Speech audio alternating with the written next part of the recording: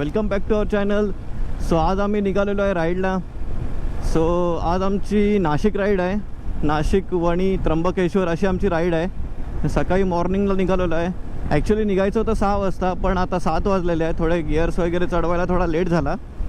But पनवेलला आज couple ride आहे. सो पनवेलला आमचा अजून एक कपल आमची वाट बघतो आहे. त्यांना आम्ही बोललो की तुम्ही पुढे पुढे थोडे हळूहळू जा, कारण आम्हाला थोडा लेट होणार आहे.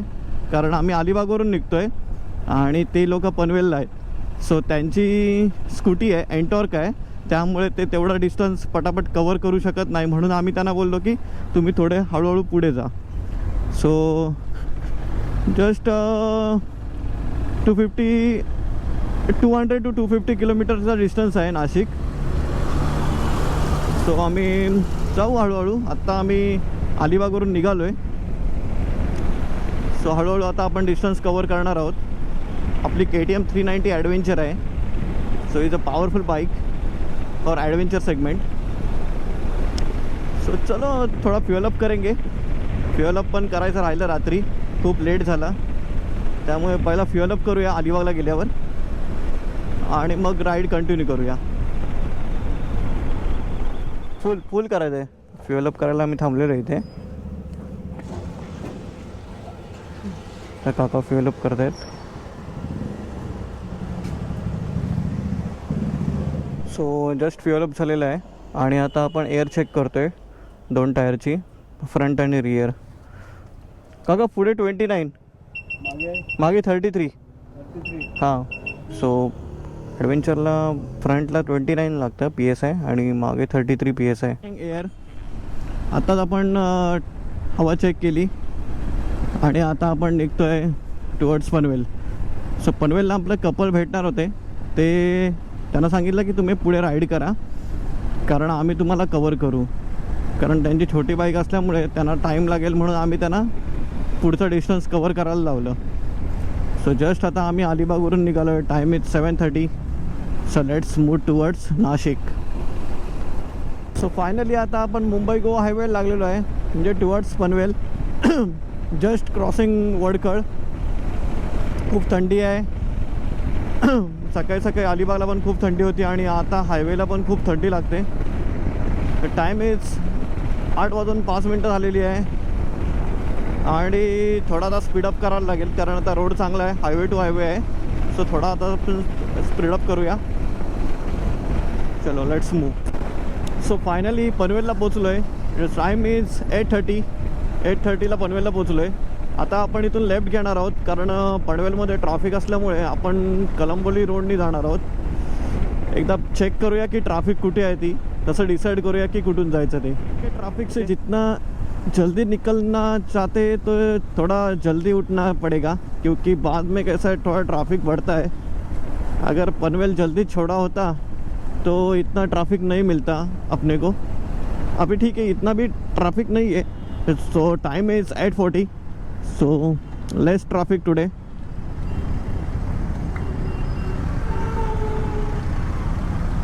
फाइनली हम लोगों ने ये अपना कल्याण वाला रोड फॉलो करने का सोचा, क्योंकि वहाँ पे जो तलोजा जो बाईपास रहता है वहाँ पे थोड़ा कंटेनर का ट्रैफिक ज़्यादा रहता है. इसलिए विचार केला की इथूनच जाऊया, कारण इथून थोडी ट्रॅफिक कमी असते आणि मॉर्निंगला थोडा लेस क्राउडेड असते, त्यामुळे आपण हाच प्लॅन केला इथून.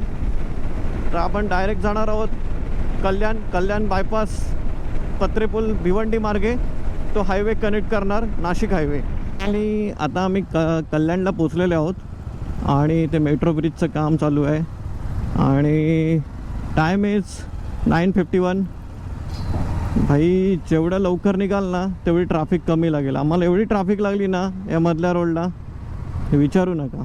खूप ट्रॅफिक लागली. आता जस्ट कल्याणला पोचतो आहे आणि कल्याणवरून पुढे पत्री ब्रिज क्रॉस करून राईट मारून आपला हायवे लागेल, नाशिक हायवे.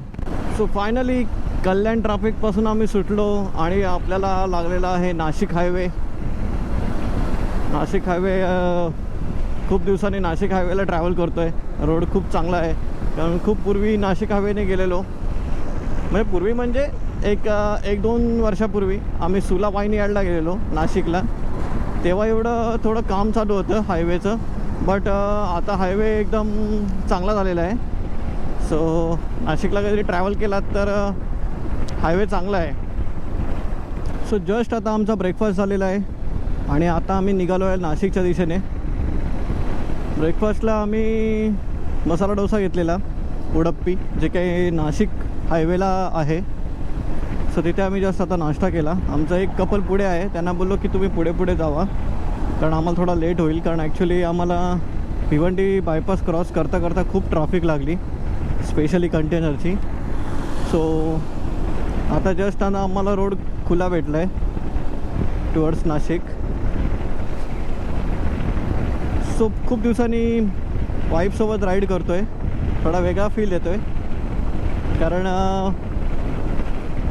आमचं लग्न व्हायच्या अगोदर आम्ही राईड करायचो, त्यानंतर आज खूप दिवसांनी लाँग राईड करतो आहे. सो चला राईडची मजा घेऊया. सो खूप वर्षापूर्वी नाशिक हायवेला आलेलो, म्हणजे एक 2-3 वर्ष झाली असतील. सुला वाईन यार्ड गेलेली आम्ही, पण तेव्हा रोडची कंडिशन थोडी बॅड होती. पण आता बघतोय तर रोड खूप चांगले आहेत. मध्ये मध्ये नॉर्मल पॅचेस केलेले आहेत त्याही, पण त्यातल्या बेटर क्वालिटी वाटतोय मला रोडची आता. सो जस्ट आता आम्ही ब्रेकफास्ट करून निघालेलो होतो आणि म्हणजे एवढा त्रास वाटत नाही की हायवे चांगला आहे, त्यामुळे एवढं टेन्शन वाटत नाही. जस्ट थोड्या वेळाने आता कसारा घाट चालू होणार आहे. सो जस्ट क्रॉसिंग कसारा घाट, इगतपुरीच्या जवळ आलेलो आहे. And Nashik is on 45 kilometres remaining. So almost नाशिकच्या जवळ आलेलो आहे, फक्त 45 किलोमीटर राहिलं आहे. एक घोटी क्रॉस केला की आपण नाशिकला पोचतो आहे. ओके, थोडी आपण क्रूज करूया आता गाडी, कारण का आपले जे फ्रेंड्स आहेत ते आपल्यासाठी वेटिंगला थांबलेले आहेत. सो जस्ट थोडी क्रूज करायला हरकत नाही. आता जस्ट आता आम्ही इगतपुरी क्रॉस करतो आहे आणि स्ट्रेचिंगसाठी थोडा ब्रेक घेतलेला, कारण 2 तासापासून आम्ही गाडी पळवतो आहे म्हणून थोडा बॉडी स्ट्रेच करण्यासाठी जस्ट रिलॅक्ससाठी थांबलेलो. तर परत आपण राईड आता आपले कंटिन्यू करतो आहे. एक Nashik is 40 kilometre distance. So just आता आम्ही नाशिकला आलेलो आहोत. ॲक्च्युली थोडा वेळ झाला, 1:30लाच आलेलो. थोडी ट्रॅफिक होती म्हणून आम्ही कॅमेरा ऑन केला नव्हता. तर इथून आम्ही वणीवाला रोड पकडतोय, वणीवाला. सो हा वणी रोड आहे इथून. सो वणी इथून just around 28 to 30 kilometre distance. So आपले मित्र पुढे गेलेले आहेत, त्याला आता आपण भेटणार आहोत. सो फायनली आता आम्ही वणीच्या रोडला लागलेलो आहोत. इथून वणी एक 25 किलोमीटर डिस्टन्स आहे. जस्ट नाशिकमध्ये बाहेरून नाशिकमध्ये एंट्री केल्यानंतर थोडं पुढे आल्यानंतर आम्हाला तो GPS लावलेला आम्ही, आणि मग तसं आम्ही पुढे डायरेक्शन फॉलो करत आलो. सो खूप ट्रॅफिक होती, त्यामुळे थोडा टाईम गेला, बट आता थोडं डिस्टन्स बाकी राहिलं आहे, पटापट कवर करूया. जस्ट थोडा आता फ्युअलअप केला. ऑलरेडी पेट्रोल होतं आमच्या इथे, पण अजून थोडं फ्युअलअप केलं, पुढे काय प्रॉब्लेम नको म्हणून फ्युअलअप करून घेतलं. सकाळी आपण एक 800च्या आसपास पेट्रोल भरलेलं. अगोदर थोडं आपलं होतं, आता पुढे वणीचा गड आहे, तर तिकडे काय परत प्रॉब्लेम नको पेट्रोलची, म्हणून अगोदरच फ्युअलअप करून घेतलं. चलो आता इथून जवळजवळ 22 किलोमीटरचा डिस्टन्स आहे वणी सप्तशृंगी गड. वणी रोड आहे आणि या रोडला आम्ही इथे उसाचा रस प्यायला थांबलो आहे. एक थोडाच डिस्टन्स आहे की 12-13 किलोमीटरचा डिस्टन्स आहे आता वणी इथून. एक 18 मिनिट्स दाखवत आहेत आपल्याला टाईम. सो आम्ही इथे उसाचा रस पितो आहे. आता 2 ग्लास मागवले आहेत दादांकडे. ही बाईक आहे KTM 390 ॲडव्हेंचर, आणि हा आपला रोड आहे टुवर्ड्स वणी. सो फायनली वणीचा गड दिसायला सुरुवात झाली आहे. आता जवळ एका थोड्या अंतरावरून आपल्याला राईट आहे आणि लेट्स गोईंग टू आपल्याला गड चढायचा आहे, म्हणजे घाट रोड असणार आहे. तर घाट रोड चढून वरती जायचं आहे. सायली आणि आकाश दोघं भेटलेले आहेत आपल्याला. आम्ही प्यायलो इथे तिथेच.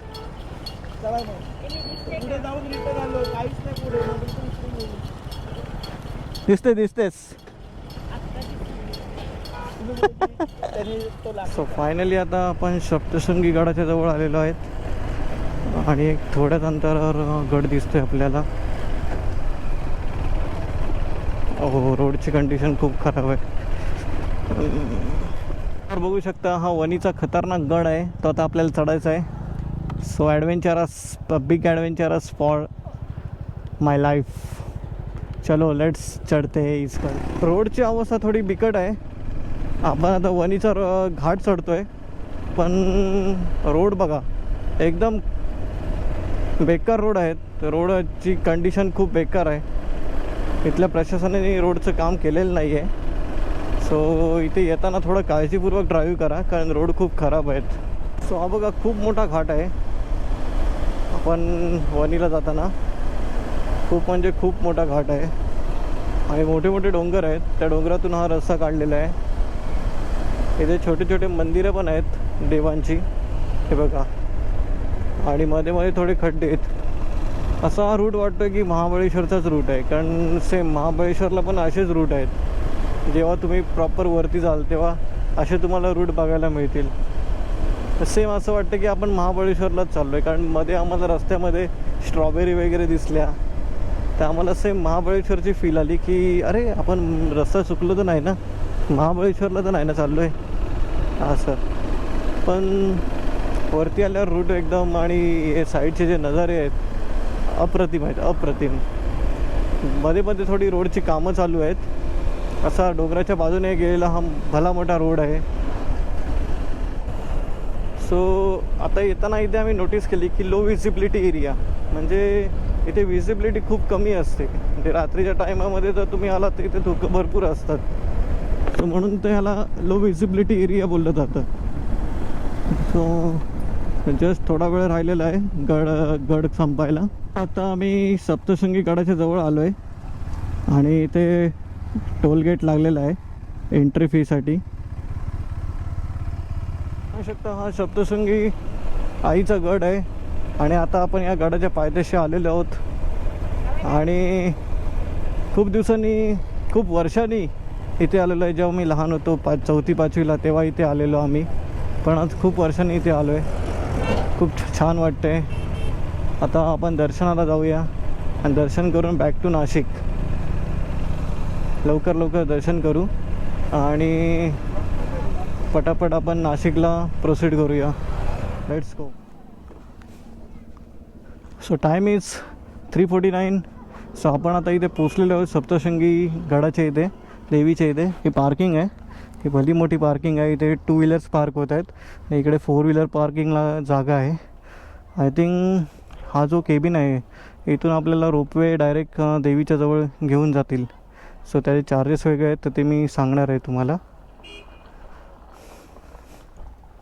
इथे आमच्या गाड्या पार्क केल्या आणि आता आम्ही चाललो आहे दर्शनाला. ॲक्च्युली खूप लेट झालं आहे, तर दर्शन करून पटापट आम्हाला बॅक टू नाशिक जायचं आहे. चलो लेट्स मूव. ही रोपवेची तिकीट लाईन आहे. इथून तुम्ही रोपवेनी जाण्यासाठी इथे तुम्ही तिकीट परचेस करू शकता. तिकीट परचेस केलं. सो रोपवेचं तिकीट आहे पर पर्सन 120 रुपीज. जस्ट आम्ही आतमध्ये एंट्री केलेली आहे आणि हा आतमध्ये पूर्ण तुम्हाला हाऊसचा एरिया बघायला मिळेल. तिथे आम्ही रोपवे तिकीट परचेस केली, तिथून आपण आतमध्ये आलो आणि हा पूर्ण इथे तुम्हाला जर भूक लागली असेल तर हाऊसचा एरिया तुम्हाला इथे बघायला मिळेल. इथे देवीची मूर्ती पण आहे आणि छोट्या मुलांसाठी टॉईज पण आहे. सो असं सर्व आहे. सो आता थोडे हे आमचे हेल्मेट्स आहेत, चांगल्यांचे 4 हेल्मेट्स. तर आम्ही थोडं पेट पूजा करता हूँ अभी. उसके बाद हम लोग अभी निकलने वाले हैं दर्शन के लिए. तर तुम्ही समोर गेलात तर रोपवेकडे जाण्याचा मार्ग आहे. तिथून रोपवेवरून तुम्ही डायरेक्ट मंदिराच्या मंदिरामध्ये एंट्री करू शकता. आणि रोपवेने गेल्यानंतर तुम्हाला चढायची गरज नाही, डायरेक्ट मंदिराच्या देवीच्या समोर जाता येते. इथे आम्ही थोड्या साडी मार्केट परचेस करतो. तिथे थोडे मिठाईचे दुकान आहेत आणि तर आम्ही निघतो आहे. तर डायरेक्ट आपण रोपवेचे तिकीट परचेस केलेत. So going to ropeway. So आता आम्ही रोपवेमध्ये चढतो आहे.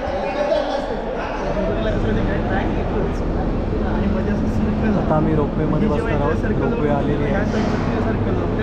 ॲक्च्युली केबल रोपवे नाही, लाईन रोपवे आहे.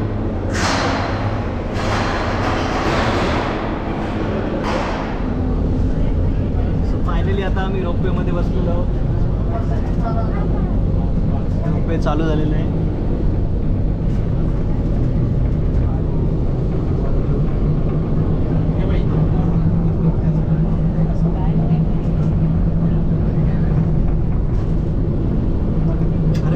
केबलवाला. सो रोपवेने आलो आम्ही, पण इथे मंदिराची इथे गर्दी भरपूर आहे. सो असं वाटते की एक 15 ते 20 मिनटं ते लागेल दर्शन व्हायला.